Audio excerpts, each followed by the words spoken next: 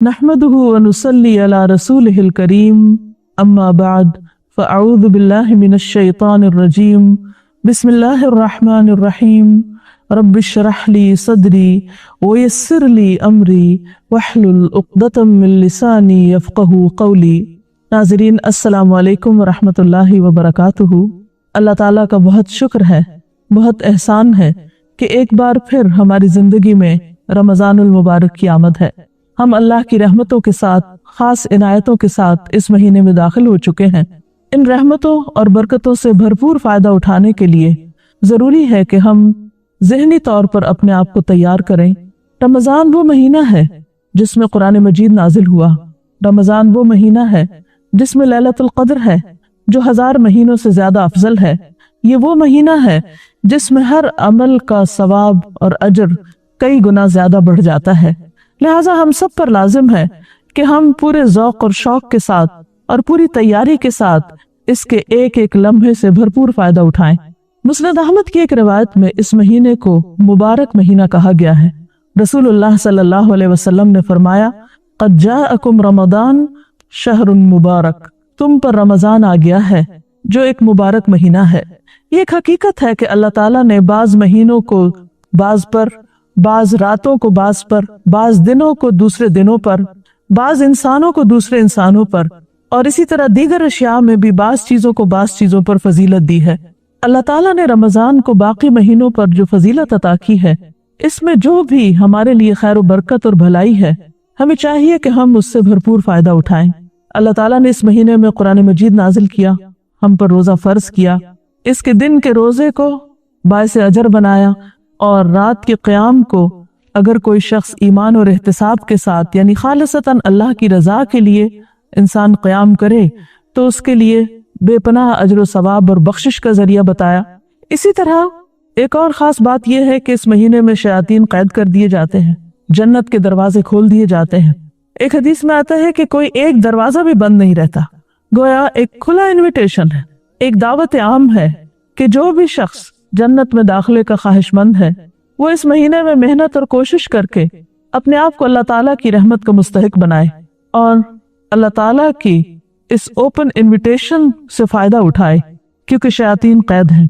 बाज लोगों को इस बात पर यह परेशानी होती है कि अगर शयातीन कैद हैं तो फिर भी हम बुरे काम क्यों करते हैं, फिर गलत काम कैसे हो जाते हैं। तो बात यह है कि साल के 11 महीने जब हम शैतान के रास्ते पर चलें तो फिर जब शैतान बंद भी हो जाए तो अगरचे नेकी के मौके ज्यादा हो जाते हैं, लेकिन फिर भी हमारा अपना नफ्स, उसके अंदर का शर, उसके अंदर की बुराई भी खुलकर सामने आ जाती है, जिसको देखने और जिसका जायजा लेने का हमें मौका मिलता है।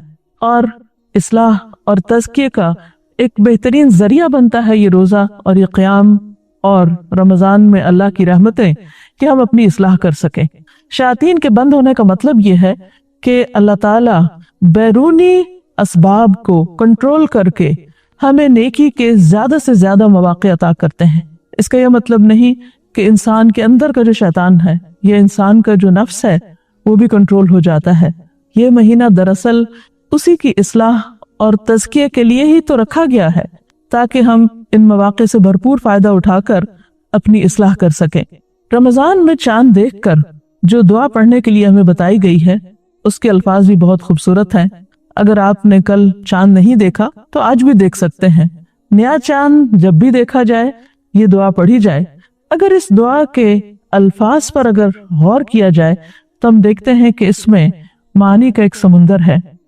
हदीस में आता है, नबी अकरम सल्लल्लाहु अलैहि वसल्लम ने फरमाया, इज़ा रअयतुमुल हिलाल फसूमू व इज़ा रअयतुमूहु फअफ्तिरू फ़इन गुम्मा अलैकुम फसूमू 30 यौमन। सही मुस्लिम की इस रिवायत का मतलब यह है कि जब तुम रमजान का चांद देखो तो रोजा रखो और जब शव्वाल का चांद देखो तो इफ्तार करो और अगर मतला अबर आलूद हो तो 30 रोजे पूरे कर लो। तो गोया हमें रोजा रखने के लिए चांद देखने का एहतमाम करना चाहिए, लेकिन हकीकत यह है कि आजकल की इस मशीनी जिंदगी में अमूमन हम भूल भी जाते हैं कि चांद देखना भी कोई काम है। लेकिन आप तजुर्बा करके देखिए कि चांद देखकर रोजा रखना और चांद का देखना और ना देखना बराबर नहीं। चांद देखने से बिल्कुल इंसान की कैफियत ही बदल जाती। बल्कि पहली रात के चांद को जो हिलाल कहा जाता है, उसकी भी बुनियादी वजह यह है कि हिलाल के मानी होता है जोर से पुकारना। तो चांद को देखकर एक तरह से शोर उठता है कि वो चांद नजर आ गया, चांद नजर आ गया, तो उस बिना पर उसको हिलाल कहा जाता है। बहरहाल चांद देखकर जो दुआ पढ़ना मसनून है वो है अल्लाहुम्मा अहलिल्हु अलैना बिल-यम्नि वल ईमानी वस्सलामति वल इस्लाम रब्बी व रब्बुकल्लाह। या अल्लाह, हम पर ये चांद अमन, ईमान, सलामती और इस्लाम के साथ तुलू फरमा। ऐ चांद, मेरा और तेरा रब अल्लाह है। गोया हम महीने के आगाज में ही अल्लाह ताला से चंद चीजें मांगते हैं, और आप देखिए कि वो क्या है। अमन, ईमान, सलामती और इस्लाम, इन सब के अंदर जो बुनियादी कॉन्सेप्ट है वो अमन का है। इससे ये पता चलता है कि अमन इंसान की जिंदगी के लिए बहुत ज्यादा जरूरी है। अमन हो तो इंसान इबादत कर सकता है, अमन हो तो इंसान दूसरों की खिदमत कर सकता है, अमन हो तो कौमें तरक्की करती हैं। लिहाजा हम सब की इनफरादी जिंदगी और इज्तिमाई जिंदगी सबके लिए जरूरी है कि हम अमन और ईमान और सलामती और इस्लाम को अपनी तरजीहात बनाएं। अगर हम वाकई चाहते हैं कि इस दुनिया में भी खुश रहें, इत्मीनान से रहें, ज्यादा से ज्यादा प्रोडक्टिव हो और आखिरत में भी अमन के साथ जन्नत में दाखिल हो सके, सलामती के साथ उस सलामती के घर में दाखिल हो सके, तो इसके लिए बहुत जरूरी है कि हम दुनिया के अंदर ऐसे काम करें कि जिससे हम अमन और सलामती का माहौल पैदा कर सकें। ये हमारे लिए भी जरूरी है और हमारी पूरी कौम के लिए भी जरूरी है, और अक़वाम आलम के दरमियान मुमलकत इस्लामिया पाकिस्तान को इस्लाम की सही नुमाइंदगी करने के लिए भी जरूरी है कि हम इस खित्ते को अमन का खित्ता बनाएं। ये उसी वक्त मुमकिन होगा जब हम पूरी तरह अपनी जिंदगी में, अपने आसपास, अपने माहौल में अमन की फिजा कायम करेंगे। एक और दुआ जो नबी सल्लल्लाहु अलैहि वसल्लम से मंकूल है, उसके अल्फाज कुछ यूं हैं, अल्लाहु अकबर, अल्लाहुम्मा अहिल्लहु अलैना बिल अम्नि वल ईमानी वस्सलामति वल इस्लाम वस्सलामति वल इस्लामी वत तौफीक लिमा तुहिब्बु व तर्दा रब्बुना व रब्बुकल्लाह। अल्लाह सबसे बड़ा है। ए अल्लाह, ये चांद हम पर अमन, ईमान, सलामती और इस्लाम के साथ तुलू फरमा, और उस चीज की तौफीक के साथ जिसको तू पसंद करता है और जिससे तू राजी होता है। ऐ चांद, हमारा और तेरा रब अल्लाह है। इस दुआ के अल्फाज पर भी जब हम गौर करते हैं तो इसमें भी चारों चीजें बयान हुई हैं, अमन, ईमान, सलामती और इस्लाम। अमन और ईमान का ताल्लुक हमारे दाखिल से है, यानी दिल से है, और सलामती और इस्लाम का ताल्लुक हमारी जाहिरी जिंदगी से है। हकीकत में मोमिन है ही वो जिससे दूसरे लोग अमन में रहें। इसी तरह मुसलमान वो है जिसके हाथ और जबान से दूसरे लोग सलामत रहें। रमजान का चांद हमें इन दो चीजों की दावत दे रहा है कि इस महीने में दाखिली तौर पर हम अपने ईमान को मजबूत करें और खारजी तौर पर हम अपने माहौल के अंदर अमन और सलामती को रवाज दें। अगर हम इसमें कामयाब हो जाते हैं तो हम समझेंगे कि हाँ, वाकई हमने अपने इस महीने का हक अदा कर दिया। अल्लाह ताला की रहमत आम है, नेकियों का मौसम बहार है, हर तरफ नेकी का एक समा नजर आता है। ऐसे में हमें हर उस काम से बचना चाहिए कि जिससे अमन में खलल आता हो, जिससे दूसरों की जान माल को किसी किस्म का कोई नुकसान पहुंच सकता हो। निहायत अफसोस के साथ ये कहना पड़ता है कि बाज़ औक़ात चांद देखते ही हम अपनी खुशी का इजहार शोर हंगामे के साथ करते हैं। बाज़ औक़ात फायरिंग की आवाज शुरू हो जाती है, खुली फिजा में गोलियां बरसने लगती, और कुछ लोगों के लिए रमजान की पहली रात दुनिया से रुखसत होने का वक्त बन जाती है। आखिर हम कब तक दूसरों की जानों के साथ खेलते रहेंगे? हम कब तक अपने आसपास को फितने और फसाद की जगह बनाए रखेंगे? हमें अपने तर्ज अमल पर गौर करना है। हमें इस रमजान में अपने से अहद करना है कि हम न सिर्फ ये कि अपने हाथ और जबान के साथ दूसरों को कोई तकलीफ नहीं पहुंचाएंगे, बल्कि इज्तिमाई तौर पर अमन की इस फिजा को रवाज देंगे, और इसके लिए सब जो भी कोशिश मुमकिन हो सकी करेंगे, क्योंकि हम इस दुनिया में हमेशा के लिए नहीं रहेंगे। ہمیں ایک دن اللہ کے حضور حاضر ہونا ہے، اپنے ہر عمل کا جواب دینا ہے، ہمارا حساب ہوگا۔ اللہ تعالیٰ ہمیں بار بار امن، رحمت، سلامتی، برکت کی یہ فضا اس لیے دے رہا ہے تاکہ ہم اپنی اصلاح کر سکیں۔ رمضان پھر ایک بار ہماری زندگیوں میں آیا ہے تاکہ ہم صرف ذاتی عبادت پر ہی توجہ نہیں دیں، بلکہ اس کے ساتھ ساتھ ہم اجتماعی طور پر ایک دوسرے کے ساتھ ہمدردی، غمخواری اور دوسروں کی جان مال، عزت و احترام، ان چیزوں کو بھی رواج دیں۔ ہم دیکھتے ہیں کہ اللہ کے حبیب حضرت ابراہیم علیہ السلام نے جب خانہ کعبہ تعمیر کیا تھا تو انہوں نے ایک دعا مانگی تھی کہ رب اجعل ھذا البلد آمنا، کہ اے اللہ تو اس شہر کو امن والا بنا دے، اور اللہ سبحانہ وتعالیٰ نے ان کی دعا قبول کی، اور ہم دیکھتے ہیں کہ آج تک وہ شہر امن والا ہے۔ نبی صلی اللہ علیہ وسلم نے مدینہ کو حرم قرار دیا۔ یہ وہ شہر ہیں جہاں پر کسی انسان تو کیا، کسی جانور کو تکلیف دینا بھی گناہ ہے، حتیٰ کہ پودے توڑنا، پتے توڑنا اور مختلف طرح سے کسی بھی چیز کو نقصان دینا حرام قرار دیا گیا ہے۔ یہ سمبل ہے ہمارے لیے امن کے۔ عملی طور پر اللہ تعالیٰ نے ان جگہوں کو پرامن بنا کر ہمارے لیے ایک مثال قائم کر دی ہے کہ ہم جہاں کہیں بھی رہتے ہوں وہاں اپنے آس پاس کو پرامن بنائیں۔ اسی طرح ہم دیکھتے ہیں کہ ہماری نماز بھی ہمیں امن کا سبق دیتی ہے۔ رمضان میں دن میں تو روزہ رکھیں گے، لیکن رات کو عشاء کی نماز کے ساتھ تراویح کا اہتمام بھی کریں گے۔ ہر روز کئی اضافی رکعتیں پڑھنے کے بعد ہمیں کیا کرنا ہے، اس سے ہمیں کیا سبق لینا ہے؟ اگر دیکھا جائے تو ہماری نماز بھی ہمیں سلامتی کا سبق دیتی ہے۔ نماز کے اختتام پر ہم دونوں طرف سلام کرتے ہیں، گویا اپنی زبان سے یہ الفاظ بولتے ہیں کہ ہمارے دائیں اور بائیں جو بھی مخلوق ہے ان سب کے لیے ہمارا سلامتی کا پیغام ہے، سلامتی کی دعا ہے۔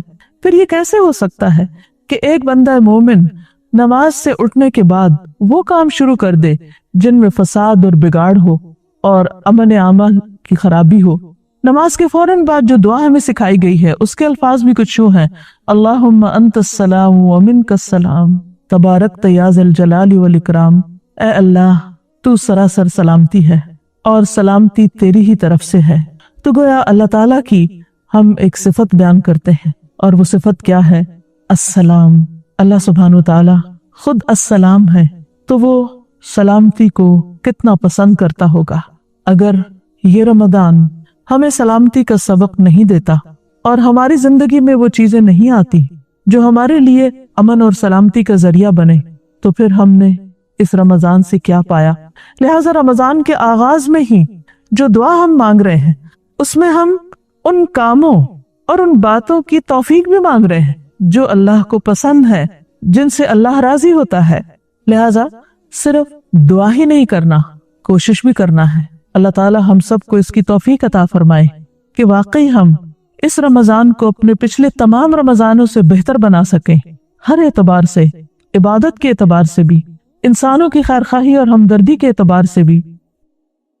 ہم سب کو اپنے اس رمضان کے مہینے میں کوشش کرنا ہے کہ داخلی طور پر ہمارے اندر امن اور ایمان مضبوط ہو، اور خارجی طور پر سلامتی اور اسلام کی فضا ہو، اور سلام کو خوب خوب رواج دیں تاکہ ہمارے آس پاس اللہ سبحانہ وتعالیٰ کی رحمتیں اور برکتیں نازل ہوں، اور خود ہم سب پر بھی۔ صحیح مسلم کی ایک حدیث میں آتا ہے اذا کان رمضان فتحت ابواب الرحمہ، جب رمضان آتا ہے تو رحمت کے دروازے کھول دیے جاتے ہیں۔ دوسری حدیث میں آتا ہے کہ جنت کے دروازے کھول دیے جاتے ہیں۔ گویا دنیا میں رمضان کے موسم میں ہم سب کے لیے نیکیوں کے مواقع کئی گنا زیادہ بڑھ جاتے ہیں۔ ان مواقع سے فائدہ اٹھانے کے لیے انسان کے اندر صلاحیت بھی بڑھ جاتی ہے۔ جب سب لوگ مل کر اجتماعی طور پر کوئی عبادت کرتے ہیں، مثلا دن کا روزہ اور رات کی تراویح، قیام اللیل، تو اس میں انسان کے لیے اور زیادہ سہولت پیدا ہو جاتی ہے۔ رمضان اللہ تعالیٰ کا ایک خاص انعام ہے اپنے بندوں پر، اور اس میں بندوں کو نیکی کی طرف بلا کر اور ان کے لیے نیکی کی فضا کو ہموار کر کے اللہ تعالیٰ نے اپنی خاص رحمت ہم سب پر کی ہے۔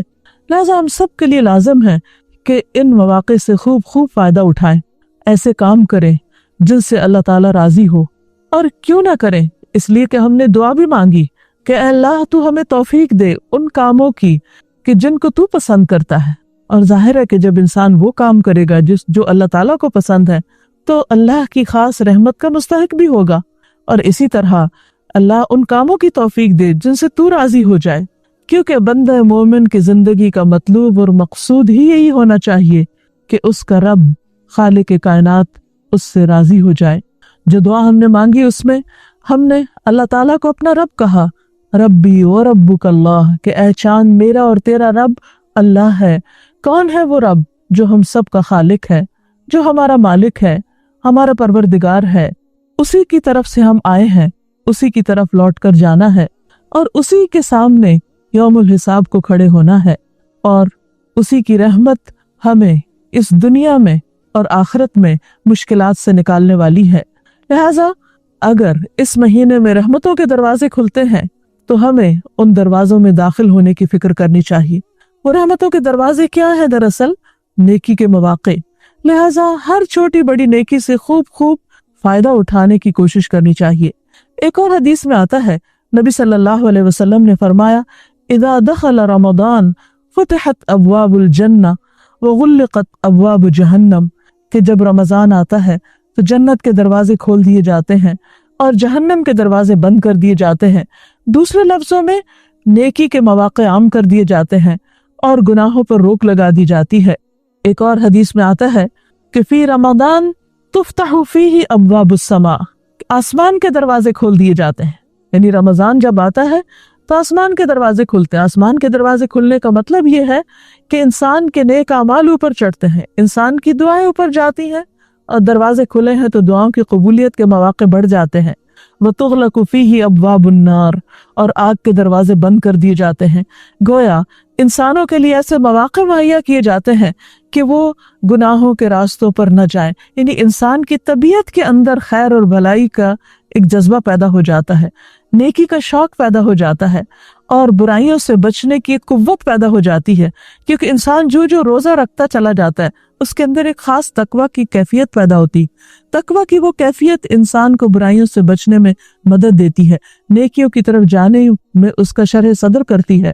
تو رمضان کی ہر رات ایک پکارنے والا پکارتا ہے، وَيُنَادِي مُنَادٍ كُلَّ لَيْلَةٍ، ایک پکارنے والا ہر رات پکارتا ہے، یا طالب الخیر ہلم، اے خیر کے چاہنے والے، اے خیر کے طلبگار، اے نیکی کے شوقین، ہلم، تیزی سے آگے آؤ، آگے بڑھو، دیر نہ کرو، اس لیے کہ یہ چند گنتی کے دن ہیں، گنے ہوئے لمحات ہیں، یہ گزر نہ جائیں، ان سے بھرپور فائدہ اٹھا لو۔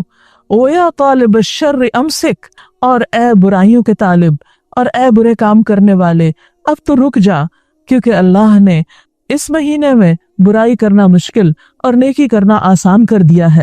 یہ سنن النسائی کی روایت ہے۔ اب سوال یہ پیدا ہوتا ہے کہ اگر رحمت کے دروازے کھلتے ہیں تو اس سے کس طرح فائدہ اٹھایا جا سکتا ہے؟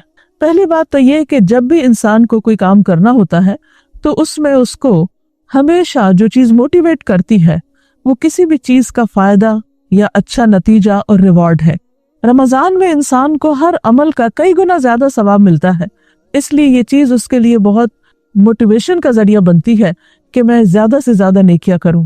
روزہ تو انسان رکھتا ہی ہے، لیکن اس کے ساتھ ساتھ قرآن مجید کی تلاوت کی کثرت، ذکر اذکار، توبہ استغفار اور صدقہ خیرات بھی انسان کھلے دل سے کرتا ہے، اور یہ تمام چیزیں اللہ تعالیٰ کی رحمت کو دعوت دیتی ہیں۔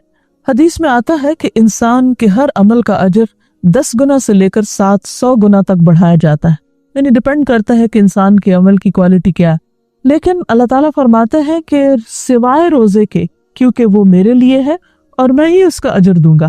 بندہ اپنی خواہش کو، اپنے کھانے کو میرے لیے چھوڑ دیتا ہے، تو اس سے پتہ یہ چلتا ہے کہ روزے کا اجر بے پناہ ہے۔ انسان روزے سے ہے یا نہیں، یہ ایک راز ہے جو صرف اللہ کو معلوم ہوتا ہے، اور چونکہ یہ بندے اور اللہ کے بیچ میں ایسی عبادت ہے جو خالصتاً اللہ ہی کے لیے کی جاتی ہے، اس لیے اس کا اجر بھی اللہ نے بے پناہ رکھا۔ اور اجر کا یہ شوق، اجر کی یہ خبر ہمارے عمل میں اور زیادہ قوت لاتی ہے۔ اور یہ اجر کتنا ہے؟ اللہ تعالیٰ نے ایک طرح سے سرپرائز رکھا ہے کہ جب انسان قیامت کے دن اپنے رب سے ملاقات کرے گا تو اس وقت دیکھ کر حیران ہو جائے گا، کیونکہ یہ اجر اللہ تعالیٰ نے کسی کو بتایا ہی نہیں۔ گویا لامحدود اجر ہے، انلمیٹڈ، अब आप देखिए कि किसी भी ऐसे रिवॉर्ड और किसी भी ऐसे सिले की आप दुनिया में तवक्को ही नहीं कर सकते कि जो कभी खत्म ना हो, जिसको आप गिन ना सके, जिसको आप शुमार ना कर सके। दुनिया का बड़े से बड़ा इनाम गिना जा सकता है, तोला जा सकता है, नापा जा सकता है, वो एक हद के अंदर होता है।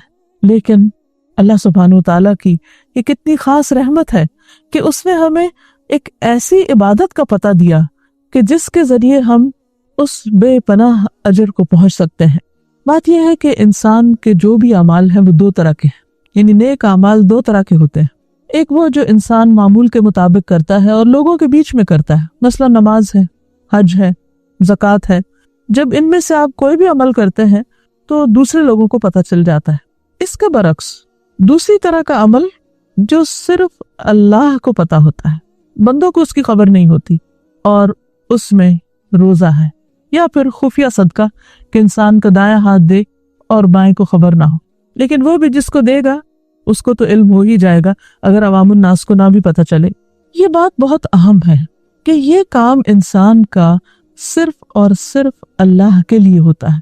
इखलास के साथ किया हुआ छोटा सा काम भी बहुत बड़े अजर सवाब का जरिया बनता है, और अल्लाह ताला उस पर बहुत खुश होता है, क्योंकि अल्लाह ने हमें अपनी इबादत के लिए पैदा किया है। और जब हम वाकई सबसे बेनियाज होकर सिर्फ उसकी खुशी में कोई काम करते हैं और जिसको सिर्फ वो जानता है, तो उसका अजर सवाब भी वो अपने जिम्मा लेता है। वो तो कायनात का बादशाह है, उसको देने में किसी किस्म की कोई रुकावट नहीं, उसे किसी से पूछना नहीं, उसे कोई रोकने वाला नहीं। इसलिए जब वो देने पे आएगा अजर सवाब, तो फिर उसका अंदाजा कोई इंसान कर भी नहीं सकता। ये कितनी बड़ी उसकी रहमत है कि उसने हमें ऐसी इबादत का मौका दिया कि जो हमारे लिए सरासर खैर व भलाई का बायस है। ऐसे मौके भी पैदा किए, फिर हमें तरीका भी सिखा दिया, फिर उसका रिवार्ड भी बता दिया। अगर ऐसे में भी हम सही तौर पर उससे फायदा ना उठाएं तो फिर वही महरूम होगा जो वाकई महरूम है। अब सवाल ये पैदा होता है कि इस मुआफिक माहौल में हम क्या नेकियां करें, कैसी नेकियां करें कि जिससे हम अल्लाह ताला को राजी कर सकें और वो हमसे खुश हो जाए।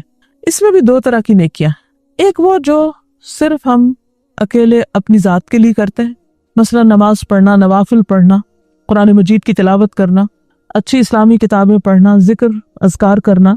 लेकिन उसके साथ साथ अगर हम खिदमत खल्क के कुछ काम करते हैं तो वो भी अजर सवाब के एतबार से बहुत ज्यादा है। इसमें हम देखते हैं नबी सल्लल्लाहु अलैहि वसल्लम ने फरमाया, बाज लोग खैर की चाबी और शर का ताला होते हैं, यानी वो जहां जाते हैं खैर ही खैर फैल जाती, वो दूसरों के लिए रहमत और सलामती का पैगाम होते हैं, वो एक नहीं कई नेकियां कर लेते हैं।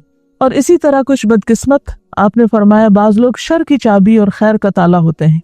सो खुशखबरी है उस शख्स के लिए जिसके हाथों में अल्लाह ने खैर की चाबियां रख दी, और हलाकत है उसके लिए जिसके हाथों में अल्लाह ने शर की चाबियां रख दी। हमें देखना है कि हम अपने शब रोज किस तरह गुजारते हैं, क्या खैर और भलाई के काम करते हुए, कभी अपनी जाती जिंदगी में, जाती इबादत में, और कभी लोगों की खिदमत में, या दूसरी तरह। एक और हदीस में आता है कि नबी सल्लल्लाहु अलैहि वसल्लम एक मर्तबा कुछ लोगों के पास जो आपस में बैठे बातचीत कर रहे थे, उनके पास जाकर खड़े हो गए और फरमाया कि क्या मैं तुम्हें बताऊं कि तुम में सबसे बेहतर और सबसे बदतर कौन है।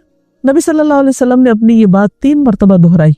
उस पर उनमें से एक आदमी बोला, क्यों नहीं ए अल्लाह के रसूल सल्लल्लाहु अलैहि वसल्लम, आप हमें जरूर बताइए। आपने फरमाया, तुम में सबसे बेहतर वो है जिससे खैर की उम्मीद हो और उसके शर से अमन हो, और सबसे बदतर वो है जिससे खैर की तवक्को न हो और उसके शर से अमन न हो। गोया ये हम पर डिपेंड करता है कि हम किस किस्म के काम करते हैं, हमारी कैसी एक्टिविटीज हैं, और फिर लोगों के हमसे क्या तवक्को है। जाहिर है वो हमसे वही तवक्को करेंगे जिस तरह के हमारे आमाल होंगे। तो जरूरत इस बात की है कि हम अपनी कोशिशों और अपने कामों पर तवज्जो दें, ताकि हम जहां जाएं खैर का पैगाम बन जाएं और खैर ही फैलाने वाले बन जाएं। खैर के कामों में नबी सल्लल्लाहु अलैहि वसल्लम ने खास तौर पर जिनकी तरफ तवज्जो दी, आपने फरमाया वो लोग अल्लाह ताला को ज्यादा महबूब हैं जो दूसरों के लिए ज्यादा फायदामंद हो। गोया हमें फायदामंद बनना है, और अल्लाह ताला के यहाँ सबसे ज्यादा पसंदीदा अमाल ये है, नंबर 1 मुसलमान का अपने भाई को खुश कर देना, उसके दिल में खुशी पैदा करना। नंबर 2 उससे कोई तकलीफ दूर करना। नंबर 3 उसका कर्जा चुकाना। नंबर 4 उसे खाना खिलाना। नंबर 5, आपने फरमाया मुझे किसी भाई की जरूरत पूरी करने के लिए उसके साथ चलना इस मस्जिद नबवी में 1 महीने के एतिकाफ करने से ज्यादा महबूब है। याद रखो, जिसने अपने गुस्से को रोक लिया अल्लाह ताला उसकी खामियों पर पर्दा डाल देगा। जो आदमी अपने गुस्से को नाफिज करने के बावजूद भी गया, अल्लाह ताला क़यामत के दिन उसके दिल को उम्मीदों से भर देगा। जो अपने भाई के साथ उसकी जरूरत पूरी करने के लिए चला, अल्लाह ताला उसको उस दिन साबित कदम रखेगा जिस दिन कदम डगमगा जाएंगे और बदअखलाकी आमाल को यूं तबाह कर देती है जैसे सिरका शहद में बिगाड़ पैदा कर देता है। तो गोया इस महीने में, रहमतों के इस महीने में, रहमान और रहीम की दी हुई नेमतों से फायदा उठाते हुए, इन मौके से फायदा उठाते हुए, एक तरफ हम अपनी जाती इबादत पर तवज्जो करें और दूसरी तरफ अल्लाह का महबूब बनने के लिए खिदमत खल्क के उन कामों की तरफ मुतवज्जे हों जिनका जिक्र इस हदीस में किया गया है। और सिर्फ इतना ही ना हो कि इंसान के हाँ मेरे दिल में तो अल्लाह सुब्हानहू तआला की पाकी का ख्याल आता है और अल्लाह पाक है, नहीं, बल्कि उसके साथ साथ इंसान रब का नाम लेकर उसकी तस्बीह करे, सुबहान अल्लाह कहे। अल्लाह ताला का जो जाती नाम है वो क्या है? अल्लाह, अल्लाह सुब्हानहू तआला। इसीलिए सूरत अल-वाक़िया में आता है फसब्बिह बिस्मि रब्बिकल अज़ीम, आप तस्बीह बयान कीजिए अपने रब्बे अजीम के नाम के साथ, यानी सुबहान अल्लाह कहिए या सुबहान अल मलिकिल कुद्दूस, यानी अल्लाह ताला का कोई और नाम भी लेकर उसके साथ सुबहाना का लफ्ज़ किया जा सकता है। क्योंकि इंसान जब अपनी जबान से अल्लाह सुब्हानहू तआला का नाम लेता है तो फिर उस वक्त जो उसकी कैफियत होती है वो कुछ और ही होती है। यानी जबान का भी एक रिस्क है और जबान की भी एक खुशी है और वो है अल्लाह के जिक्र में। वैसे तो जमीन और आसमान की हर चीज अल्लाह ताला का जिक्र कर रही है। कुरान मजीद में सूरत अल-इसरा में आता है तुसब्बिहु लहुस समावातुस सबअु वल अर्दु व मन फीहिन, सातों आसमान और जमीन अल्लाह की तस्बीह करते हैं। यानी आप जब देखें आसमान को तो सोचें ये अल्लाह की तस्बीह करता है। दरख्तों को देखें, पहाड़ों को देखें, नेचर को देखें, फूलों को देखें, पत्तों को देखें, किसी भी चीज को तो सोचा करें ये मेरे रब की तस्बीह कर रहे हैं। सितारों को देखें, सैयारों को देखें, और फिर फरमाया व इम मिन शैइन इल्ला युसब्बिहु बिहम्दिही, कोई चीज ऐसी नहीं जो उसकी तस्बीह न कर रही हो, उसकी हम्द के साथ तारीफ भी करती है साथ। वलाकिन ला तफ़क़हून तस्बीहहुम, लेकिन तुम उनकी तस्बीह को समझते नहीं, तुम नहीं जानते कि ये किस जबान में कर रहे हैं, ये इनकी तस्बीह करने का अंदाज क्या है। इन्नहु काना हलीमन गफूरा। फिर इसी तरह आप देखिए कि अल्लाह सुब्हानहू तआला की तस्बीह जो है वो तमाम मखलूक के रिज़्क़ की कुंजी भी है। हदीस में आता है अल्लाह के नबी नूह अलैहिस्सलाम की वफात का वक्त जब आया तो उन्होंने अपने बेटे से कहा कि बेटा मैं तुम्हें एक वसीयत कर रहा हूँ, और वो वसीयत क्या थी कि सुबहान अल्लाह व बिहम्दिही का विर्द करते रहना। ये हर चीज की नमाज है और इसके जरिए मखलूक को रिस्क मिलता है, यानी ये रिस्क की कुंजी भी है सारी मखलूक की। तो जब सारी मखलूक के रिस्क की कुंजी है तो ज़ाहिर इंसान भी उसमें शामिल ले जाते हैं। अब ये जो सुबहान अल्लाह व बिहम्दिही है, यानी मुख्तसर सा जिक्र है, इसको खास तौर पर सुबह और शाम पढ़ना जो है 100 बार तमाम गुनाहों की माफी का जरिया बनता है। और सूरत अन्नूर में आता है कि कुल्लुन क़द अलिम सलातहु व तस्बीहहु, हर मखलूक जो है उसको अपनी नमाज और तस्बीह का इल्म है कि उसे नमाज कैसे अदा करनी है और तस्बीह कैसे करनी है। तो ये उनकी तस्बीह है सुबहान अल्लाहि व बिहम्दिही। फिर हम देखते हैं कि फरिश्ते भी तस्बीह करते हैं। जब आदम अलैहिस्सलाम के पैदा होने का जिक्र हुआ तो उन्होंने क्या कहा, व नहनु नुसब्बिहु बिहम्दिका व नुक़द्दिसु लक। तो जब रसूलुल्लाह सल्लल्लाहु अलैहि वसल्लम से सवाल किया गया कि कौन सा कलाम अफजल है, तो आपने फरमाया जो अल्लाह ताला ने अपने फरिश्तों और अपने बंदों के लिए चुना, और वो है सुबहान अल्लाहि व बिहम्दिही। इसी तरह वो फरिश्ते जो अर्श उठाए हुए हैं वो भी अल्लाह की तस्बीह करते हैं। अल्लज़ीना यहमिलूनल अर्शा व मन हौलहु, यानी कुछ फरिश्ते तो अर्श उठाए हुए और कुछ फरिश्ते अर्श के इर्द गिर्द तवाफ करते हैं। तो वो भी क्या करते हैं, युसब्बिहूना बिहम्दि रब्बिहिम, अपने रब की हमद के साथ उसकी तस्बीह करते हैं। क़यामत के दिन भी ऐसे ही होगा। वतरल मलाइकता हाफीना मिन हौलिल अर्श युसब्बिहूना बिहम्दि रब्बिहिम, आप देखेंगे कि फरिश्ते अर्श के गिर्द हल्का बांधे हुए, यानी पूरा सर्कल किए हुए होंगे और उसके साथ साथ तस्बीह पढ़ रहे होंगे। سوچیے کیا منظر ہوگا اور کیا جلال ہوگا اور کیا رب کی عظمت کا احساس ہوگا اس وقت انسان کو کہ جب اتنی بڑی بڑی مخلوق جو ہے وہ اللہ کی تسبیح کر رہی ہوگی. اور یہ اللہ تعالیٰ کا پسندیدہ کلام ہے. اور ہم دیکھتے ہیں کہ نماز کے شروع میں بھی ہم کہتے ہیں سبحانک اللہم و بحمدک و تبارک اسمک و تعالی جدک. پھر اسی طرح ہم نماز کے اندر بھی تسبیح کرتے ہیں. رسول اللہ صلی اللہ علیہ وسلم نے فرمایا تم لوگ اللہ کی عظمت کا جو ذکر کرتے ہو یعنی تسبیح، تحلیل لا الہ الا اللہ اور تحمید یعنی الحمدللہ، جسے ہم ان سب کو ایک جملے میں اکٹھا کر لیتے ہیں نا، سبحان اللہ والحمد للہ ولا الہ الا اللہ واللہ اکبر. فرمائے کہ تمہاری یہ کلمات عرش کے گرد چکر لگاتے ہیں. یعنی جب بندہ ان کلمات سے ذکر کرتا ہے تو یہ کلمات اوپر اٹھتے ہیں. قرآن مجید میں اس کا ذکر آتا کہ والکلم الطیب یرفعہ، پاکیزہ کلمات جو ہے انسان کے اعمال کو بھی اوپر لے جاتے ہیں اور انسان جو ہے وہ اللہ کا ذکر بھی کرتا ہے اور وہ بھی اوپر جاتا ہے. فرمایا ان کلمات کی ایسی بنبناہٹ ہوتی ہے جیسے شہد کی مکھیوں کی بنبناہٹ. وہ کلمات اپنے ذکر کرنے والے یعنی وہ آوازیں جو ہوتی ہیں پھر وہ جیسے قرآن میں آتا ہے نا فاذکرونی اذکرکم، کہ جب ہم ذکر کرتے ہیں تو ہمارا ذکر اوپر اٹھتا ہے اور جب وہ اوپر اٹھتا ہے تو پھر اللہ سبحانہ وتعالی ہمیں یاد کرتے ہیں. فرمایا کیا تم میں سے کوئی نہیں چاہتا کہ اس کے لیے کوئی ایسا ہو یا ہمیشہ اس کی یاد دلائی جاتی رہے. یعنی تم یہ نہیں چاہتے کہ تمہاری یاد ہر وقت دلائی جاتی رہے، اللہ کے ہاں تمہارا ذکر ہوتا رہے. تو وہ اسی صورت میں ہو سکتا ہے جب انسان ہر وقت تسبیح پڑھتا رہے. کام کاج کے دوران اٹھتے بیٹھتے چلتے پھرتے کچھ مشکل نہیں، جیسے حدیث میں آتا کلمتان حبیبتان للرحمن خفیفتان علی اللسان ثقیلتان فی المیزان سبحان اللہ و بحمدہ سبحان اللہ العظیم. یہ پورا بھی پڑھ سکتے ہیں، اس کو آدھا بھی پڑھ سکتے ہیں کہ دو کلمے جو اللہ کے یہاں بڑے ہی محبوب ہیں، میزان میں بہت بھاری ہے، زبان پہ بہت ہلکے ہیں، اور وہ سبحان اللہ و بحمدہ سبحان اللہ العظیم. پھر اسی طرح یہ کلمات جو یہ تسبیح یہ پریشانی اور خوف کو بھی دور کرنے والی. نبی صلی اللہ علیہ وسلم نے فرمایا جو شخص رات سے خوف کھائے یعنی رات کا اندھیرا اس کو ڈرائے. بعض لوگ اکیلے رہتے ہیں، جو رات ہوتی ہے جیسے موسم آتا ہے سن لائٹ کم ہو جاتی، دن بہت چھوٹے ہوتے ہیں تو عجیب طرح کا ڈپریشن بعض لوگوں کو ہونے لگتا ہے، گھبراہٹ ہونے لگتی. فرمائے کہ جو رات سے خوف کھائے کہ وہ اسے پریشان کرے گی یا مال خرچ کرنے سے بخل کرے یا دشمن سے مقابلہ کرنے سے ڈرے تو وہ اس قول کی کثرت کر دے سبحان اللہ و بحمدہ سبحان اللہ و بحمدہ، یعنی پڑھتا رہے کیونکہ یہ اللہ کے نزدیک سونے کا پہاڑ اللہ کے راستے میں خرچ کرنے سے زیادہ محبوب ہے. اتنی ہم میں سے کس کے پاس سکت کہ وہ ایک پہاڑ اللہ کے راستے میں سونے کا صدقہ کرے. تو جب انسان اتنا نہیں کر سکتا تو پھر یہ تسبیح کرتا رہے تو یہ اس کے برابر ہوگی.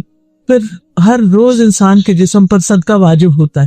حدیث میں آتا ہے کہ ہر روز انسان جب صبح کرتا ہے تو اس کے 360 جوڑوں پر صدقہ واجب ہوتا ہے، اور ہر روز جان کے یہ صدقہ دینا ہوتا ہے انسان. تو لوگوں کا کہ ہمارے پاس تو اتنا مال نہیں کہ ہم اتنا صدقہ کر سکیں، تو اس پر آپ نے فرمایا کہ سبحان اللہ کہنا جو ہے یہ بھی صدقہ ہے، الحمدللہ کہنا بھی صدقہ ہے، لا الہ الا اللہ کہنا بھی صدقہ ہے، اللہ اکبر کہنا بھی صدقہ ہے، نیکی کا حکم دینا بھی صدقہ ہے، برائی سے روکنا بھی صدقہ ہے. تو یہ ساری چیزیں کیا ہے؟ صدقہ بھی شمار ہوتی. پھر اسی طرح یہ کہ انسان کو نیکیاں ملتی ہیں، گناہ مٹتے ہیں، اور خاص طور پر یہ سبحان اللہ و بحمدہ دن میں اگر 100 بار انسان پڑھتا ہے تو اس کے گناہ معاف کر دیے جاتے ہیں، خواہ وہ سمندر کی جھاگ برابر ہی کیوں نہ ہو. پھر اسی طرح الحمدللہ کہنا میزان کو بھر دیتا ہے، اور سبحان اللہ الحمدللہ ملا کر کہا جائے زمین آسمان کے درمیان کی فضا بھر جاتی ہے. پھر اسی طرح صبح کے وقت خاص طور پر سبحان اللہ و بحمدہ عدد خلقہ ورضا نفسہ وزنۃ عرشہ ومداد کلماتہ، یہ اگر انسان 3 دفعہ پڑھتا ہے تو یہ بہت سے کلمات پر اور بہت سارے ذکر کے اوپر بھاری ہے.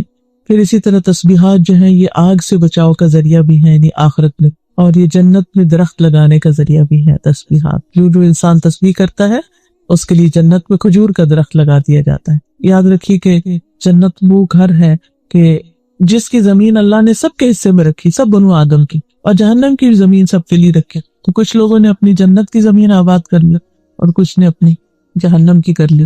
تو جیسے میں نے عرض کیا کہ جنت کے 100 درجے ہیں، اور پھر وہاں بھی انسان کے اعمال کے مطابق ہی ڈیکوریشن اور اس کی خوبصورتی اور اس کا حسن اور اس کے درجوں کی بلندی ہوگی. تو اس لیے انسان کو حریص ہونا چاہیے کہ اپنی زبان کو اللہ کے ذکر سے تر رکھے. اور پھر خاص طور پر اللہ تعالیٰ نے حکم بھی دیا ہے، اور خصوصاً صبح و شام کے اوقات میں، دن میں اگر بہت کام کاج ہو یا ایسی آپ کی مصروفیت ہو کہ جس میں آپ ٹریک نہیں رکھ سکتے، لیکن صبح اور شام میں ضرور انسان وقت نکالے، تھوڑی دیر بیٹھ کر اللہ کا ذکر کرے. اگر بیٹھا نہ جائے تو کام کاج کرتے ہوئے بھی کیا جا سکتا ہے، خاص طور پر جب سورج طلوع ہو رہا ہو. پھر اسی طرح نماز کے آغاز میں، رکوع اور سجدے میں آپ صلی اللہ علیہ وسلم نے سبحان ربی الاعلیٰ اسی آیت کے بعد بتایا تھا کہ سجدے میں یہ شامل کر لیا جائے. اور آپ دیکھیے کہ جب ہم سجدہ کرتے ہیں نا تو بالکل عاجزی کی ہماری کیفیت ہوتی ہے نا، کہ بالکل اللہ کے حضور جھکے ہوئے ہوتے ہیں، اور اس وقت ہم زبان سے کیا نکال رہے ہوتے ہیں؟ پاک ہے میرا رب جو بڑا ہی اعلیٰ ہے، میں تو بہت چھوٹی چیز ہوں، میں تو حقیر بندہ ہوں، اور اعلیٰ اور بلند اور بزرگ تو میرا رب ہی ہے. پھر نماز کے بعد ہم تسبیح کرتے ہیں 33 بار سبحان اللہ، پھر 33 بار الحمدللہ. اگر 33 بار ناممکن ہو تو پھر کم از کم 10 بار انسان کر لے. پھر اسی طرح سوتے ہوئے کرنا پسندیدہ ہے. حضرت فاطمہ رضی اللہ تعالیٰ عنہ کو آپ نے یہ سکھائی تھی، کیونکہ وہ کام کاج کر کے تھک جاتی تھی، تو آپ نے ان کو بتایا کہ جب تم تھک جاؤ تو یہ تسبیحات پڑھ لو تو تمہاری تھکاوٹ دور ہو جائے گی. تو انسان واقعی جب رات کو لیٹتا ہے اور بعض اوقات نیند نہیں آتی یا کچھ، آپ تسبیح پڑھنا شروع کر دیں تو آپ کے اوپر ایسی سکینت طاری ہوگی کہ آپ کو پتہ بھی نہیں چلے گا اور سو چکے ہوں گے. نبی صلی اللہ علیہ وسلم کے جو آخری الفاظ ہوتے تھے رات کو سوتے وقت تسبیح ہی کے ہوتے تھے. ربیہ کہتے ہیں کہ میں دن بھر رسول اللہ صلی اللہ علیہ وسلم کی خدمت کیا کرتا تھا، جب رات آتی تو آپ کے دروازے کے پاس سو جاتا. میں ہمیشہ سنتا کہ آپ یہ پڑھ رہے ہیں سبحان اللہ سبحان اللہ سبحان ربی. میں تھک جاتا، میری آنکھوں پہ نیند غالب آتی، لیکن آپ یہ تسبیح پڑھ رہے ہوتے تھے. اس سے یہ پتہ چلتا ہے کہ جب باقی اذکار وغیرہ اور قرآن کی کچھ صورتیں، سورۃ ملک وغیرہ یہ انسان پڑھ لیتا ہے تو پھر سوتے ہوئے آخری جو کلمات اس کے منہ سے نکلنے چاہیے سبحان اللہ سبحان اللہ سبحان اللہ، یہ سبحان اللہ و بحمدہ، یہ سبحان ربی جیسے بھی ہو. اسی طرح رسول اللہ صلی اللہ علیہ وسلم جب قرآن پڑھتے تھے تو جب کوئی خوف والی جہنم والی آیت آتی تو اللہ کی پناہ مانگتے، رحمت والی آیت آتی تو اللہ کی رحمت مانگتے، اور جب ایسی آیت سے گزرتے جس میں اللہ کی تسبیح بیان کی گئی تو آپ بھی سبحان اللہ کہتے.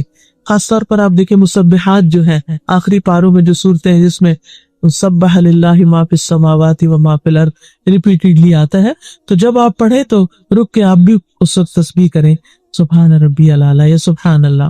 اسی طرح بجلی کی کڑک سن کر، اور ویسے بغیر موقع کے بھی انسان اس کو پڑھ سکتا ہے، کیونکہ انسان کی رنج، غم، دکھ، پریشانیاں، رزق کی تنگی، ان سب چیزوں کا ایک طرح سے علاج ہے. تو فرمایا سبح اسم ربک الاعلیٰ، کون ہے تمہارا رب؟ الذی خلق فسوی، جس نے پیدا کیا اور پھر درست بنایا. یعنی انسان کو اس طرح اس کو ہموار بنایا کہ اگر یہ اوپر کی سکن نہ ہوتی اور یہ پیڈنگ نہ ہوتی ہماری تو پھر ہر انسان کے جیے دوسرے کو چپتی ہی رہتی، اور انسان کے لیے دیکھنے میں بھی تکلیف دہ ہوتا اور ساتھ رہنے کے اعتبار سے. یعنی ہم جو لائف کو اتنا انجوائے کر رہے ہیں یہ اس وجہ سے کہ اللہ سبحانہ وتعالیٰ نے ہمیں بالکل پرفیکٹ درست بنایا اور بہت سموتھ بنایا. والذی قدر فہدی، وہ جس نے اندازہ ٹھہرایا، تقدیر مقرر کی، پھر ہدایت بخشی. والذی اخرج المرعی، جس نے چارہ اگایا، یعنی صرف انسان کے لیے نہیں بلکہ ساری مخلوقات کے لیے رزق پیدا کیا. تو نبی صلی اللہ علیہ وسلم کو خطاب ہے سنقرئک فلا تنسیٰ. ہوتا یہ تھا کہ آپ صلی اللہ علیہ وسلم پر جو وحی نازل ہوتی تو آپ کو یاد رکھنی ہوتی تھی، تو آپ کو فکر ہو جاتی تھی کہ پتہ نہیں مجھے یاد رہے گی یا نہیں، تو وہ سننے کے ساتھ ساتھ پڑھنے لگتے تھے. تو اللہ تعالیٰ نے فرمایا کہ نہیں، جب ہم پڑھ رہے ہو یعنی فرشتہ آپ کو سنا رہا ہو تو اس وقت آپ خاموشی اختیار کر کے صرف سننے پر فوکس کریں. اسی لیے جب کبھی آپ کو امام کے ساتھ نماز پڑھنے کی کسی مسجد وغیرہ میں کبھی تراویح یا کہیں موقع ملے تو خاموشی سے پیچھے سے قرات سننی چاہیے، کیونکہ ہوتا یہ جیسے بہت سے لوگوں کو سورۃ یاسین یاد ہوتی ہے، یہ سورۃ الملک، تو جو ہی امام تراویح پڑھتے پڑھتے اس سورت پہ آتا ہے سارے لوگ پیچھے پڑھنا شروع کر دیتے، تو اس سے امام کی نماز میں خلل ہو سکتا. تو چاہے ہمیں آتا ہو یا نہ آتا ہو، جب امام قرات کر رہا ہو تو ہمارا فرض ہے کہ ہم اس قرات کو سنیں. الا ما شاء اللہ انہ یعلم الجہر وما یخفی، مگر جو اللہ چاہے ہم ضرور آپ کو پڑھائیں گے، پھر آپ نہیں بھولیں گے، یعنی آپ بے فکر ہو جائیں. اللہ سبحانہ وتعالیٰ نے جو ذمہ داری آپ پر ڈالی ہے لوگوں تک یہ کلام پہنچانے کی، تو پھر وہی آپ کی حفاظت کرے گا اور آپ کو یہ سکھا دے گا. پھر وَنُيَسِّرُكَ لِلْيُسْرَىٰ، ہم آپ کے لیے آسانی پیدا کریں گے، یعنی ہم آپ کی آسانی کی طرف رہنمائی کریں گے۔ اب زندگی میں انسان پر مشکلات بھی آتی لیکن اس کے ساتھ ساتھ آسانی بھی ہوتی ہے۔ قرآن مجید میں آتا ہے ان مع العسر یسرا، تنگی کے ساتھ آسانی بھی ہے۔ لیکن یہ آسانی کب ہوتی؟ مشکلات میں آسانیاں کب ہوتی؟ غم جھیلنا آسان کب ہوتے ہیں؟ تکلیفیں برداشت کرنا آسان کب ہوتا ہے؟ وہ اس وقت ہوتا ہے جب انسان کے اندر کچھ کوالٹیز ہوتے، کچھ چیزیں اختیار کرتا ہے۔ نمبر 1 تقویٰ۔ سورۃ الطلاق میں اللہ تعالیٰ فرماتے ہیں وَمَن يَتَّقِ اللَّهَ يَجْعَل لَّهُ مِنْ أَمْرِهِ يُسْرًا، جو شخص اللہ سے ڈرے گا تو اللہ تعالیٰ اس کے کام میں آسانی پیدا کرتے۔ سورۃ اللیل میں آتا ہے فَأَمَّا مَنْ أَعْطَى وَاتَّقَى وَصَدَّقَ بِالْحُسْنَى فَسَنُيَسِّرُهُ لِلْيُسْرَى، تو جس نے مال خرچ کیا، دیا اور تقوی اختیار کیا اور نیکی کی باتوں کی، بھلائی کی باتوں کی تصدیق کی تو ہم اسے آسان راستے پر چلنے کی سہولت دیں گے، یعنی اس کے لیے ہم آسانیاں پیدا کر دیں۔ اسی طرح جو شخص کسی دوسرے کے لیے آسانی پیدا کرتا ہے اللہ تعالیٰ اس کے لیے آسانیاں کر دیتے۔ ایک شخص تھا بنی اسرائیل میں، وہ لوگوں کو قرض دیا کرتا تھا اور اس نے اپنے غلام کو کہہ رکھا تھا کہ اگر کوئی شخص آئے اور نہ ادا کر سکے تو اس پہ سختی نہیں کرنا، اس کو ڈیل دے دینا، مہلت دے دینا، اور اگر کوئی ایسا جو دے ہی نہیں سکتا واپس تو اس کو معاف کر دینا ہے۔ تو اس کے اس طرز عمل، اس اخلاق کی وجہ سے اللہ سبحانہ وتعالیٰ نے اس کو بخش دیا، اس کے لیے آسانی فرما دی۔ اور ویسے بھی حدیث ہے، نبی صلی اللہ علیہ وسلم فرمایا جس نے کسی مومن سے دنیا کی تکلیفوں میں سے کسی تکلیف کو دور کیا اللہ تعالیٰ اس سے قیامت کے دن کی تکلیفوں میں سے کسی تکلیف کو دور کر دے گا۔ اس اعتبار سے میں دیکھتی ہوں کہ ڈاکٹرز کا پیشہ جو ہے یہ بہت ہی اجر و ثواب والا ہے اور بہت اس اعتبار سے فائدے والا ہے کہ وہ دوسروں کے دکھ درد دور کرنے کا ذریعہ بنتے ہیں۔ ایسے محنت ہوتی ہے، مشقت ہوتی ہے، اور بعض اوقات اس محنت کی وجہ سے اور اس تکلیف اور اپنے آپ کو تکانے کی وجہ سے پریشان بھی ہو جاتا ہے، لیکن اگر انسان اپنی نیت یہ رکھے اپنے کام پر جاتے ہوئے کہ میں جا رہا ہوں تاکہ اللہ میرے ذریعے لوگوں کے دکھ درد دور کرے، تو انشاءاللہ اللہ سبحانہ وتعالیٰ اس نیت کی وجہ سے، ٹھیک ہے وہ اس کی جاب ہے، وہ اس کا کام ہے، لیکن نیت کے بغیر ہے، اس میں بھی فائدہ ہے، اور وہ فائدہ کیا ہے؟ دنیا کا فائدہ۔ لیکن جب انسان اس نیت سے جاتا ہے کہ میں دوسروں کا دکھ دور کروں، تو آپ دیکھیے کہ اس کے کام کی کوالٹی بھی بڑھ جائے گی، وہ کام کر کے چاہے وہ تھکا ہو، اس کے اندر ایک خوشی کا بھی احساس ہوگا کہ میں نے کسی کا دکھ دور کیا، اور پھر اجر ہی اجر ہے، اور اللہ سبحانہ وتعالیٰ اس کے بدلے اس انسان کے دکھ دور کرے گا۔ اور پھر جس نے کسی تنگ دست پہ آسانی کی اللہ اس پر دنیا اور آخرت میں آسانی کرے گا۔ اور یہ تنگی بعض اوقات ایسا بھی ہوتا ہے نا کہ جیسے کوئی ہمارے ساتھ بیٹھا ہے تو وہ بیچارہ صحیح سے بیٹھ نہیں پا رہا، ہم تھوڑا سا سمٹ جائیں، ہم تھوڑی سی جگہ بنا دیں اس کے لیے، کوئی بزرگ ہے اپنی چیز اٹھا نہیں سکتا، اس کی چیز اٹھا لیں، کوئی کسی طرح، بعض لوگ خود کھا نہیں سکتے، آپ بزرگ ہو جائے، سے کیا جا سکتا ہے، کیونکہ انسان جب اپنی زبان سے اللہ سبحانہ وتعالیٰ کا نام لیتا ہے تو پھر اس وقت جو اس کی کیفیت ہوتی ہے وہ کچھ اور ہی ہوتی ہے۔ یعنی زبان کا بھی ایک رزق ہے اور زبان کی بھی ایک خوشی ہے، اور وہ ہے اللہ کے ذکر میں۔ ویسے تو زمین و آسمان کی ہر چیز اللہ تعالیٰ کا ذکر کر رہی ہے۔ قرآن مجید میں سورۃ الاسراء میں آتا ہے تسبح لہ السماوات السبع والارض ومن فیہن، ساتوں آسمان اور زمین اللہ کی تسبیح کرتے ہیں۔ یعنی آپ جب دیکھیں آسمان کو تو سوچیں یہ اللہ کی تسبیح کرتا ہے، درختوں کو دیکھیں، پہاڑوں کو دیکھیں، نیچر کو دیکھیں، پھولوں کو دیکھیں، پتوں کو دیکھیں، کسی بھی چیز کو تو سوچا کریں یہ میرے رب کی تسبیح کر رہے ہیں۔ ستاروں کو دیکھیں، سیاروں کو دیکھیں، اور پھر فرمایا وَإِن مِّن شَيْءٍ إِلَّا يُسَبِّحُ بِحَمْدِهِ، کوئی چیز ایسی نہیں جو اس کی تسبیح نہ کر رہی ہو، اس کی حمد کے ساتھ تعریف بھی کرتی ہے ساتھ۔ وَلَٰكِن لَّا تَفْقَهُونَ تَسْبِيحَهُمْ، لیکن تم ان کی تسبیح کو سمجھتے نہیں، تم نہیں جانتے کہ یہ کس زبان میں کر رہے ہیں، یہ ان کی تسبیح کرنے کا انداز کیا ہے۔ إِنَّهُ كَانَ حَلِيمًا غَفُورًا۔ پھر اسی طرح آپ دیکھیے کہ اللہ سبحانہ وتعالیٰ کی تسبیح جو ہے وہ تمام مخلوق کے رزق کی کنجی بھی ہے۔ حدیث میں آتا ہے اللہ کے نبی نوح علیہ السلام کی وفات کا وقت جب آیا تو انہوں نے اپنے بیٹے سے کہا کہ بیٹا میں تمہیں ایک وصیت کر رہا ہوں، اور وہ وصیت کیا تھی کہ سبحان اللہ و بحمدہ کا ورد کرتے رہنا۔ یہ ہر چیز کی نماز ہے اور اس کے ذریعے مخلوق کو رزق ملتا ہے، یعنی یہ رزق کی کنجی بھی ہے ساری مخلوق کی۔ تو جب ساری مخلوق کے رزق کی کنجی ہے تو ظاہر انسان بھی اس میں شامل لے جاتے ہیں۔ اب یہ جو سبحان اللہ و بحمدہ ہے، یعنی مختصر سا ذکر ہے، اس کو خاص طور پر صبح اور شام پڑھنا جو ہے 100 بار تمام گناہوں کی معافی کا ذریعہ بنتا ہے.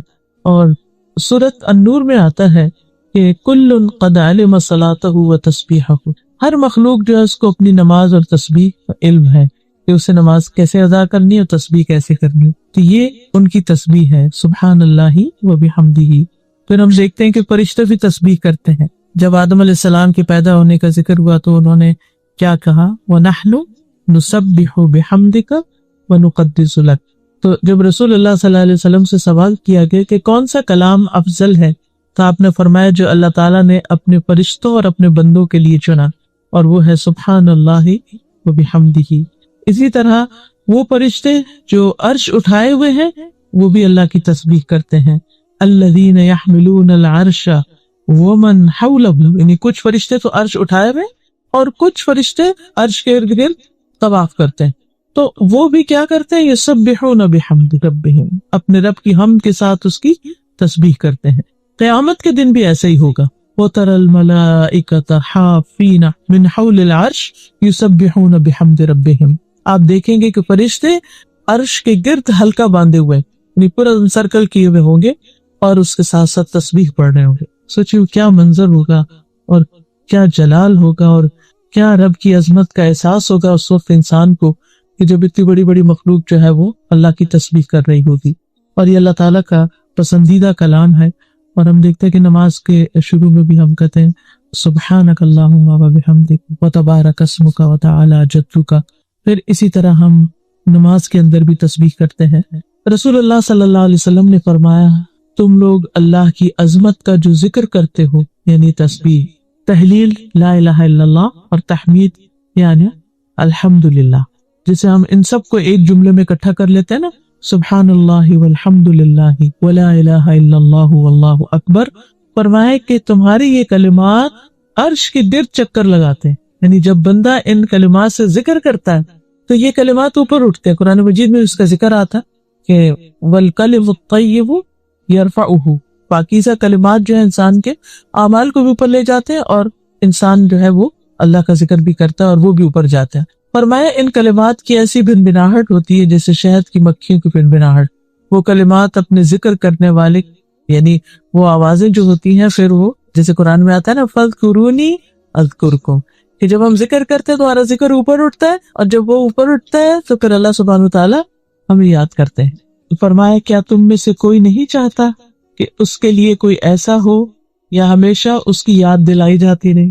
یعنی تم یہ نہیں چاہتے کہ تمہاری یاد ہر وقت دلائی جاتی رہے، یعنی اللہ کے ہاں تمہارا ذکر ہوتا رہے. تو وہ اسی صورت میں ہو سکتا ہے جب انسان ہر وقت تسبیح پڑھتا رہے. کام کاج کے دوران اٹھتے بیٹھتے چلتے پھرتے کچھ مشکل نہیں، جیسے حدیث میں آتا کلمتان حبیبتان للرحمن خفیفتان علی اللسان ثقیلتان فی المیزان سبحان اللہ و بحمدہ سبحان اللہ العظیم. یہ پورا بھی پڑھ سکتے ہیں، اس کو آدھا بھی پڑھ سکتے ہیں کہ دو کلمے جو اللہ کے یہاں بڑے ہی محبوب ہیں، میزان میں بہت بھاری ہے، زبان پہ بہت ہلکے ہیں، اور وہ سبحان اللہ و بحمدہ سبحان اللہ العظیم. پھر اسی طرح یہ کلمات جو یہ تسبیح، یہ پریشانی اور خوف کو بھی دور کرنے والی. نبی صلی اللہ علیہ وسلم نے فرمایا جو شخص رات سے خوف کھائے، یعنی رات کا اندھیرا اس کو ڈرائے. بعض لوگ اکیلے رہتے ہیں، جو رات ہوتی ہے، جیسے موسم آتا ہے، سن لائٹ کم ہو جاتی، دن بہت چھوٹے ہوتے ہیں، تو عجیب طرح کا ڈپریشن بعض لوگوں کو ہونے لگتا ہے، گھبراہٹ ہونے لگتی. فرمائے کہ جو رات سے خوف کھائے کہ وہ اسے پریشان کرے گی، یا مال خرچ کرنے سے بخل کرے، یا دشمن سے مقابلہ کرنے سے ڈرے، تو وہ اس قول کی کثرت کر دے سبحان اللہ و بحمدہ سبحان اللہ و بحمدہ، یعنی پڑھتا رہے، کیونکہ یہ اللہ کے نزدیک سونے کا پہاڑ اللہ کے راستے میں خرچ کرنے سے زیادہ محبوب ہے. اتنی ہم میں سے کس کے پاس سکت کہ وہ ایک پہاڑ اللہ کے راستے میں سونے کا صدقہ کرے؟ تو جب انسان اتنا نہیں کر سکتا تو پھر یہ تسبیح کرتا رہے تو یہ اس کے برابر ہوگی. پھر ہر روز انسان کے جسم پر صدقہ واجب ہوتا ہے. حدیث میں آتا ہے کہ ہر روز انسان جب صبح کرتا ہے تو اس کے 360 جوڑوں پر صدقہ واجب ہوتا ہے، اور ہر روز جان کے یہ صدقہ دینا ہوتا ہے انسان. تو لوگوں کا کہ ہمارے پاس تو اتنا مال نہیں کہ ہم اتنا صدقہ کر سکیں، تو اس پر آپ نے فرمایا کہ سبحان اللہ کہنا جو ہے یہ بھی صدقہ ہے، الحمدللہ کہنا بھی صدقہ ہے، لا الہ الا اللہ کہنا بھی صدقہ ہے، اللہ اکبر کہنا بھی صدقہ ہے، نیکی کا حکم دینا بھی صدقہ ہے، برائی سے روکنا بھی صدقہ ہے. تو یہ ساری چیزیں کیا ہیں؟ صدقہ بھی شمار ہوتی ہیں. پھر اسی طرح یہ کہ انسان کو نیکیاں ملتی ہیں، گناہ مٹتے ہیں، اور خاص طور پر یہ سبحان اللہ و بحمدہ دن میں اگر 100 بار انسان پڑھتا ہے تو اس کے گناہ معاف کر دیے جاتے ہیں، خواہ وہ سمندر کی جھاگ برابر ہی کیوں نہ ہو. پھر اسی طرح الحمدللہ کہنا میزان کو بھر دیتا ہے، اور سبحان اللہ الحمدللہ ملا کر کہا جائے زمین آسمان کے درمیان کی فضا بھر جاتی ہے. پھر اسی طرح صبح کے وقت خاص طور پر سبحان اللہ و بحمدہ عدد خلقہ ورضا نفسہ وزنۃ عرشہ ومداد کلماتہ، یہ اگر انسان 3 دفعہ پڑھتا ہے تو یہ بہت سے کلمات پر اور بہت سارے ذکر کے اوپر بھاری ہے. پھر اسی طرح تسبیحات جو ہیں یہ آگ سے بچاؤ کا ذریعہ بھی ہیں یعنی آخرت میں، اور یہ جنت میں درخت لگانے کا ذریعہ بھی ہے تسبیحات. جو انسان تسبیح کرتا ہے اس کے لیے جنت میں کھجور کا درخت لگا دیا جاتا ہے. یاد رکھیے کہ جنت وہ گھر ہے کہ جس کی زمین اللہ نے سب کے حصے میں رکھی، سب بنو آدم کی، اور جہنم کی زمین سب کے لیے رکھی. تو کچھ لوگوں نے اپنی جنت کی زمین آباد کر لی اور کچھ نے اپنی جہنم کی کر لی. تو جیسے میں نے عرض کیا کہ جنت کے 100 درجے ہیں، اور پھر وہاں بھی انسان کے اعمال کے مطابق ہی ڈیکوریشن اور اس کی خوبصورتی اور اس کا حسن اور اس کے درجوں کی بلندی ہوگی. تو اس لیے انسان کو حریص ہونا چاہیے کہ اپنی زبان کو اللہ کے ذکر سے تر رکھے. اور پھر خاص طور پر اللہ تعالیٰ نے حکم بھی دیا ہے، اور خصوصاً صبح و شام کے اوقات میں، دن میں اگر بہت کام کاج ہو یا ایسی آپ کی مصروفیت ہو کہ جس میں آپ ٹریک نہیں رکھ سکتے، لیکن صبح اور شام میں ضرور انسان وقت نکالے، تھوڑی دیر بیٹھ کر اللہ کا ذکر کرے. اگر بیٹھا نہ جائے تو کام کاج کرتے ہوئے بھی کیا جا سکتا ہے، خاص طور پر جب سورج طلوع ہو رہا ہو. پھر اسی طرح نماز کے آغاز میں، رکوع اور سجدے میں آپ صلی اللہ علیہ وسلم نے سبحان ربی الاعلیٰ اسی آیت کے بعد بتایا تھا کہ سجدے میں یہ شامل کر لیا جائے. اور آپ دیکھیے کہ جب ہم سجدہ کرتے ہیں نا تو بالکل عاجزی کی ہماری کیفیت ہوتی ہے نا، کہ بالکل اللہ کے حضور جھکے ہوئے ہوتے ہیں، اور اس وقت ہم زبان سے کیا نکال رہے ہوتے ہیں؟ پاک ہے میرا رب جو بڑا ہی اعلیٰ ہے، میں تو بہت چھوٹی چیز ہوں، میں تو حقیر بندہ ہوں، اور اعلیٰ اور بلند اور بزرگ تو میرا رب ہی ہے. پھر نماز کے بعد ہم تسبیح کرتے ہیں 33 بار سبحان اللہ، پھر 33 بار الحمدللہ. اگر 33 بار ناممکن ہو تو پھر کم از کم 10 بار انسان کر لے. پھر اسی طرح سوتے ہوئے کرنا پسندیدہ ہے. حضرت فاطمہ رضی اللہ تعالیٰ عنہ کو آپ نے یہ سکھائی تھی، کیونکہ وہ کام کاج کر کے تھک جاتی تھی، تو آپ نے ان کو بتایا کہ جب تم تھک جاؤ تو یہ تسبیحات پڑھ لو تو تمہاری تھکاوٹ دور ہو جائے گی. تو انسان واقعی جب رات کو لیٹتا ہے اور بعض اوقات نیند نہیں آتی ہے کچھ، آپ تسبیح پڑھنا شروع کر دیں تو آپ کے اوپر ایسی سکینت طاری ہوگی کہ آپ کو پتہ بھی نہیں چلے گا اور سو چکے ہوں گے. نبی صلی اللہ علیہ وسلم کے جو آخری الفاظ ہوتے تھے رات کو سوتے وقت تسبیح ہی کے ہوتے تھے.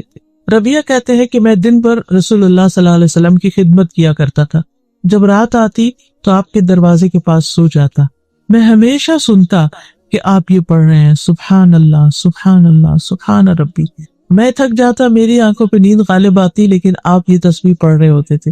اس سے یہ پتہ چلتا ہے کہ جب باقی اذکار وغیرہ اور قرآن کی کچھ صورتیں، سورۃ ملک وغیرہ یہ انسان پڑھ لیتا ہے تو پھر سوتے ہوئے آخری جو کلمات اس کے منہ سے نکلنے چاہیے سبحان اللہ سبحان اللہ سبحان اللہ، یہ سبحان اللہ و بحمدہ، یہ سبحان ربی جیسے بھی ہو. اسی طرح رسول اللہ صلی اللہ علیہ وسلم جب قرآن پڑھتے تھے تو جب کوئی خوف والی جہنم والی آیت آتی تو اللہ کی پناہ مانگتے، رحمت والی آیت آتی تو اللہ کی رحمت مانگتے، اور جب ایسی آیت سے گزرتے جس میں اللہ کی تسبیح بیان کی گئی تو آپ بھی سبحان اللہ کہتے. خاص طور پر آپ دیکھیں مسبحات جو ہے آخری پاروں میں جو صورتیں ہیں جس میں سبح للہ ما فی السماوات و ما فی الارض ریپیٹڈلی آتا ہے، تو جب آپ پڑھیں تو رک کے آپ بھی اس وقت تسبیح کریں سبحان ربی الاعلیٰ یا سبحان اللہ. اسی طرح بجلی کی کڑک سن کر، اور ویسے بغیر موقع کے بھی انسان اس کو پڑھ سکتا ہے، کیونکہ انسان کی رنج، غم، دکھ، پریشانیاں، رزق کی تنگی، ان سب چیزوں کا ایک طرح سے علاج ہے. تو فرمایا سبح اسم ربک الاعلیٰ، کون ہے تمہارا رب؟ الذی خلق فسوی، جس نے پیدا کیا اور پھر درست بنایا. یعنی انسان کو اس طرح اس کو ہموار بنایا کہ اگر یہ اوپر کی سکن نہ ہوتی اور یہ پیڈنگ نہ ہوتی ہماری تو پھر ہر انسان کے لیے دوسرے کو چپتی ہی رہتی، اور انسان کے لیے دیکھنے میں بھی تکلیف دہ ہوتا اور ساتھ رہنے کے اعتبار سے. یعنی ہم جو لائف کو اتنا انجوائے کر رہے ہیں یہ اس وجہ سے کہ اللہ سبحانہ وتعالیٰ نے ہمیں بالکل پرفیکٹ درست بنایا اور بہت سموتھ بنایا. والذی قدر فہدی، وہ جس نے اندازہ ٹھہرایا، تقدیر مقرر کی، پھر ہدایت بخشی. والذی اخرج المرعى، جس نے چارہ اگایا، نہیں صرف انسان کے لیے نہیں بلکہ ساری مخلوقات کے لیے رزق پیدا کیا۔ تو نبی صلی اللہ علیہ وسلم کو خطاب ہے سنقرئک فلا تنسى۔ ہوتا یہ تھا کہ آپ صلی اللہ علیہ وسلم پر جو وحی نازل ہوتی تو آپ کو یاد رکھنی ہوتی تھی، تو آپ کو فکر ہو جاتی تھی کہ پتہ نہیں مجھے یاد رہے گی یا نہیں، تو وہ سننے کے ساتھ ساتھ پڑھنے لگتے تھے۔ تو اللہ تعالیٰ نے فرمایا کہ نہیں، جب ہم پڑھ رہے ہو یعنی فرشتہ آپ کو سنا رہا ہو تو اس وقت آپ خاموشی اختیار کر کے صرف سننے پر فوکس کریں۔ اسی لیے جب کبھی آپ کو امام کے ساتھ نماز پڑھنے کسی مسجد وغیرہ میں کبھی تراویح یا کہیں موقع ملے تو خاموشی سے پیچھے سے قرات سننی چاہیے، کیونکہ ہوتا یہ جیسے بہت سے لوگوں کو سورۃ یاسین یاد ہوتی ہے، یہ سورۃ الملک، تو جو ہی امام تراویح پڑھتے پڑھتے وہ سورت میں آتا ہے سارے لوگ پیچھے پڑھنا شروع کر دیتے، تو اس سے امام کی نماز میں خلل ہو سکتا۔ تو چاہے ہمیں آتا ہو یا نہ آتا ہو، جب امام قرات کر رہا ہو تو ہمارا فرض ہے کہ ہم اس قرات کو سنیں۔ الا ما شاء اللہ انہ یعلم الجہر وما یخفی، مگر جو اللہ چاہے ہم ضرور آپ کو پڑھائیں گے، پھر آپ نہیں بھولیں گے، یعنی آپ بے فکر ہو جائیں۔ اللہ سبحانہ وتعالیٰ نے جو ذمہ داری آپ پر ڈالی ہے لوگوں تک یہ کلام پہنچانے کی، تو پھر وہی آپ کی حفاظت کرے گا اور آپ کو یہ سکھا دے گا۔ پھر ہے وَنُيَسِّرُكَ لِلْيُسْرَىٰ، ہم آپ کے لیے آسانی پیدا کریں گے، یعنی ہم آپ کی آسانی کی طرف رہنمائی کریں گے۔ اب زندگی میں انسان پر مشکلات بھی آتی لیکن اس کے ساتھ ساتھ آسانی بھی ہوتی ہے۔ قرآن مجید میں آتا ہے اِنَّ مَعَ الْعُسْرِ یُسْرًا، تنگی کے ساتھ آسانی بھی ہے۔ لیکن یہ آسانی کب ہوتی، مشکلات میں آسانیاں کب ہوتی، غم جھیلنا آسان کب ہوتے ہیں، تکلیفیں برداشت کرنا آسان کب ہوتا ہے، وہ اس وقت ہوتا ہے جب انسان کے اندر کچھ کوالٹیز ہوتے، کچھ چیزیں اختیار کرتا ہے۔ نمبر 1 تقوی۔ سورۃ الطلاق میں اللہ تعالیٰ فرماتے ہیں وَمَن يَتَّقِ اللَّهَ يَجْعَل لَّهُ مِنْ أَمْرِهِ يُسْرًا، جو شخص اللہ سے ڈرے گا تو اللہ تعالیٰ اس کے کام میں آسانی پیدا کرتے۔ سورۃ اللیل میں آتا ہے فَأَمَّا مَنْ أَعْطَى وَاتَّقَى وَصَدَّقَ بِالْحُسْنَى فَسَنُيَسِّرُهُ لِلْيُسْرَىٰ، تو جس نے مال خرچ کیا، دیا اور تقوی اختیار کیا اور نیکی کی باتوں کی، بھلائی کی باتوں کی تصدیق کی تو ہم اسے آسان راستے پر چلنے کی سہولت دیں گے، یعنی اس کے لیے ہم آسانیاں پیدا کر دیں۔ اسی طرح جو شخص کسی دوسرے کے لیے آسانی پیدا کرتا ہے اللہ تعالیٰ اس کے لیے آسانیاں کر دیتے۔ ایک شخص تھا بنی اسرائیل میں، وہ لوگوں کو قرض دیا کرتا تھا اور اس نے اپنے غلام کو کہہ رکھا تھا کہ اگر کوئی شخص آئے اور نہ ادا کر سکے تو اس پہ سختی نہیں کرنا، اس کو ڈیل دے دینا، مہلت دے دینا، اور اگر کوئی ایسا جو دے ہی نہیں سکتا واپس تو اس کو معاف کر دینا ہے۔ تو اس کے اس طرز عمل، اس اخلاق کی وجہ سے اللہ سبحانہ تعالیٰ نے اس کو بخش دیا، اس کے لیے آسانی فرما دی۔ اور ویسے بھی حدیث ہے، نبی صلی اللہ علیہ وسلم فرمایا جس نے کسی مومن سے دنیا کی تکلیفوں میں سے کسی تکلیف کو دور کیا، اللہ تعالیٰ اس سے قیامت کے دن کی تکلیفوں میں سے کسی تکلیف کو دور کر دے گا۔ اس اعتبار سے میں دیکھتی ہوں کہ ڈاکٹرز کا پیشہ جو ہے یہ بہت ہی اجر و ثواب والا ہے اور بہت اس اعتبار سے فائدے والا ہے کہ وہ دوسروں کے دکھ درد دور کرنے کا ذریعہ بنتے ہیں۔ ایسے محنت ہوتی ہے، مشقت ہوتی ہے، اور بعض اوقات اس محنت کی وجہ سے اور اس تکلیف اور اپنے آپ کو تکانے کی وجہ سے پریشان بھی ہو جاتا ہے، لیکن اگر انسان اپنی نیت یہ رکھے اپنے کام پر جاتے ہوئے کہ میں جا رہا ہوں تاکہ اللہ میرے ذریعے لوگوں کے دکھ درد دور کرے، تو انشاءاللہ اللہ سبحانہ وتعالیٰ اس نیت کی وجہ سے، ٹھیک ہے وہ اس کی جاب ہے، وہ اس کا کام ہے، لیکن نیت کے بغیر ہے، اس میں بھی فائدہ ہے، اور وہ فائدہ کیا ہے؟ دنیا کا فائدہ۔ لیکن جب انسان اس نیت سے جاتا ہے کہ میں دوسروں کا دکھ دور کروں، تو آپ دیکھیے کہ اس کے کام کی کوالٹی بھی بڑھ جائے گی، وہ کام کر کے چاہے وہ تھکا ہو، اس کے اندر ایک خوشی کا بھی احساس ہوگا کہ میں نے کسی کا دکھ دور کیا، اور پھر اجر ہی اجر ہے، اور اللہ سبحانہ وتعالیٰ اس کے بدلے اس انسان کے دکھ دور کرے گا۔ اور پھر جس نے کسی تنگ دست پہ آسانی کی، اللہ اس پر دنیا اور آخرت میں آسانی کرے گا۔ اور یہ تنگی بعض اوقات ایسا بھی ہوتا ہے نا کہ جیسے کوئی ہمارے ساتھ بیٹھا ہے تو وہ بیچارہ صحیح سے بیٹھ نہیں پا رہا، ہم تھوڑا سا سمٹ جائیں، ہم تھوڑی سی جگہ بنا دیں اس کے لیے، کوئی بزرگ ہے اپنی چیز اٹھا نہیں سکتا، اس کی چیز اٹھا لیں، کوئی کسی طرح، بعض لوگ خود کھا نہیں سکتے، آپ بزرگ ہو جاتے